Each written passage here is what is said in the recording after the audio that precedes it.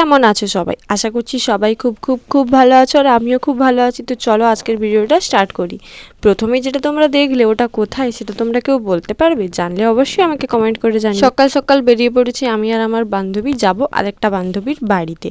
তো এই দেখো টোটোয় করে এখন আমরা পৌঁছে গেছি। এইটা ছিল আমাদের লোকেশন, মানে পটাশপুরের কিছুটা পরে টোটো ধরে আসতে হবে। তো এইখানে আমরা যাচ্ছিলাম এখন বান্ধবীর দাদার বিয়ে। কিছুক্ষণ আগেই বৃষ্টি হয়ে রাস্তার অবস্থা দেখেছো কি করেছে? আর এইদিকে দেখো আমাদের বান্ধবী অধীর আগ্রহে আমাদের জন্য এই দেখো দাঁড়িয়ে আছে। অনেকক্ষণ থেকে আমাদেরকে ফোন করে বলছে কখন আসবি কখন আসবি, গায়ে হলুদ স্টার্ট হয়ে যাবে, তোরা বোধহয় আর ধরতে পারবি না। যাই হোক আমরা এসেছি বলে ওর মুখের হাসিটা দেখো। আর ও এত কিউট, সেই হোস্টেল লাইফ থেকে এখনো পর্যন্ত সে একই রকমেরই কিউটনেসও ধরে রেখেছে। তারপরে দেখো এখন গায়ে হলুদ মানে যাচ্ছিলাম নিচে তো কিছু ফটো তুলবো বলে, বাট এখানে তো বৃষ্টি স্টার্ট হয়ে গেছে। আর এইদিকে আমাদের নিচে গায়ে হলুদের ডেকোরেশন তখনও পর্যন্ত শেষ হয়নি। তারপরে দেখো এখন গায়ে হলুদ স্টার্ট হবে, আমাদের ডেকোরেশন শেষ হয়নি তো কি হয়েছে, এবার গায়ে হলুদ তো স্টার্ট করতেই হবে সময়। এদিকে দাদাও চলে এসেছে আর এই দেখো গায়ে হলুদ স্টার্টও হয়ে গেছে। এখন ফটোশ্যুট চলছে গায়ে হলুদের পরে। অনেকক্ষণে গায়ে হলুদের সব রিচুয়াল শেষ হয়ে গেছে। এখন ও মানে সম্পাদ আর দাদার সাথে কিছু ফটো ভিডিও শ্যুট করে নিচ্ছে। আর জানো তো ওর দাদার বিয়ের এক সপ্তাহ আগে ও প্রায় আমাকে একদম জ্বালিয়ে মেরেছে যে কি পড়বে, কি রকম কি করবে, কি করলে ভালো হবে। আর ওর নিজের দাদার বিয়ে বলে কথা, একটু এক্সাইটমেন্ট তো থাকবেই, তোমরা কি বলো? তারপরে দেখো এখন ওর দাদার ফটো ভিডিও শ্যুট করা শেষ, এখন উনি মহারানী উঠে পড়েছেন আর আমাদের সম্পাকে কতটা কিউট লাগছে। ওর ফটো ভিডিও শেষ হলে আমরা দুজনে একটু উঠবো, তাই আমি আর অঙ্কিতা এখন সাইডে দাঁড়িয়েছিলাম। তারপরে সব কিছু শেষে আমরা চলে এসেছি এখানে খেতে। এখানে আমরা তিনজন বসেছিলাম আর এটা ছিল সম্পার একটা দিদি। তো যাই হোক এখন আমরা খেতে বসেছি। আমরা শাড়ি না চেঞ্জ করেই খেতে বসে পড়েছিলাম, কারণ প্রচণ্ড পরিমাণে খিদে পেয়েছিল। আর আমাদের ফটো ভিডিও তখনও পর্যন্ত শেষ হয়নি বলে আমি আর অঙ্কিতা শাড়ি খুলিনি। তারপরে দেখো খাওয়া দাওয়া, আমি তো পুরো একদম চেটেপুটে সব পরিষ্কার করে খেয়ে নিয়েছি, কারণ আমাকে পেয়েছিল প্রচণ্ড পরিমাণে খিদে।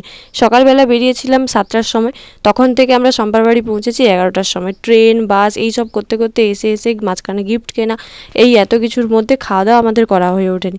তারপরে দেখো এখানে ডেকোরেশনটা তোমাদের সাথে একটু শেয়ার করে দিলাম, ভেতরের ডেকোরেশন। যেহেতু রাতের জন্য রেডি হব আমরা কিছুক্ষণ পরে, তো তার জন্য সম্পা বলছে চল বেকার আর রেস্ট নেবো না, একটুক্ষণ তোদেরকে হাঁটিয়ে আনি ওই পাশটায়। এখন বৃষ্টির শেষে একটু রোদ বেরিয়েছিল আর ওদেরকে আমি বলছি দেখ দেখ একটু আমার ভিডিওতে দেখ এইদিকে। যাই হোক ওরা এখন এদিকে বলছে, আর রাস্তাটা মানে একেবারে হাই রোডের পাশে ওদের বাড়ি, তার জন্য খুব সাবধানে আমাদেরকে সবকিছু করতে হচ্ছিল, মানে ভিডিও ফটো এইসব বলো। আর আমি আর অঙ্কিতা এখনো পর্যন্ত দুজনে শাড়ি খুলিনি, আর আমরা দুজন এরকম শাড়ি পরে এখানে রাস্তা ধারে ঘোরাঘুরি করছি দেখে অনেকেই প্রায় রাস্তায় যেতে যেতে দেখছে হাঁ করে। তো সেইটা দেখে আমরা প্রচণ্ড পরিমাণে হাসতেছিলাম। এদিকে ওদের দুজনের কি নিয়ে কথা হচ্ছিল কে জানে বাবু, দুজনে তো গল্প করেই চলছে কিছু একটা নিয়ে, আর আমি ভিডিও নিয়ে চলছি। আমাকে বলছে তোর মরণ শুধু ভিডিও সবসময়। আর জানো তো ক্লাস 11-এ যখন আমরা হোস্টেলে ভর্তি হয়েছিলাম তখন থেকেই ওর সাথে আমাদের বন্ধুত্ব, আর এখনও পর্যন্ত সেই বন্ধুত্ব রয়ে গেছে। আর ও দাদার বিয়েতে ইনভাইট করবে এটা আমরা সত্যিই ভাবিনি। তারপরে দেখো এখন ও মানে এখানে নিচে জল পড়েছিল তার জন্য ও মুছে নিচ্ছে। নিজের বাড়িতে বিয়ে বলে কথা, ওকেই তো একটু কাজবাজ করতে হবে। যাই হোক ও এখন এখানে কাজ করছে আর আমি সেটারও ভিডিও করতে ছাড়িনি। যাই হোক ও তারপরে বুঝতে পেরে গেছে যে আমি ভিডিও করছি, বলছে তুই এটারও ভিডিও করছিস কেন, আমাকে কেমন লাগছে।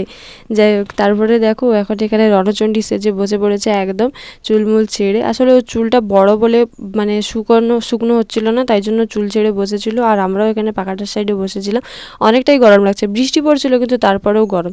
তারপরে অঙ্কিতা এখন ওর কাজে লেগে পড়েছে, কারণ ও জানে ও ছাড়া আমাদেরকে আর কেউ শাড়ি পরানোর নেই, তাই জন্য এখন শাড়ির প্লিটসগুলো ভালোভাবে আঁচলটা করে নিচ্ছে, কারণ ওটা করার থাকলে একটা সুবিধা হবে, আমরা পট করে কুচিটা করে নিয়ে আঁচলটা ভালোভাবে সেট করে নিতে পারবো। কিন্তু ওটা না করা থাকলে না অসুবিধা হবে দুটো একসাথে করতে। আর যেহেতু আমাদেরকে টাইমের মধ্যে রেডি হতে হবে তাই জন্য আমরা এটা আগে থেকেই করে রাখি। এই আইডিয়াটা ও একবার প্রথম স্টার্ট করেছিল আমরা যখন 12-এ পড়তাম, তখন আমাদের সরস্বতী পূজার দায়িত্ব পড়েছিল, তো আমাদেরকেই সব কাজ করতে হবে বলে ও আগে থেকেই এরকম করে রাখতো।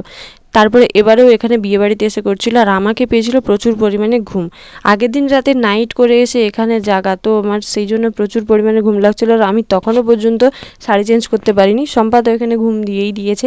যাই হোক তারপর সম্পার মাসিরা সবাই নিয়ে চলে এসেছিলো এখানে তত্ত্ব, আর বলছিল একটু তত্ত্বগুলো সাজিয়ে দিয়ে, কয়েকটা তো মাত্র আছে, অর্ধেকের বেশি তত্ত্ব তারা মানে সাজিয়ে নিয়ে চলে আসছিলো, কিন্তু খুব কমটাই যেটা বাকি ছিল সেগুলো বলছিল একটু সাজিয়ে দিই। তো সেটাই এখন তত্ত্বটা সাজাতে বসে গেছিলাম আমরা সবাই।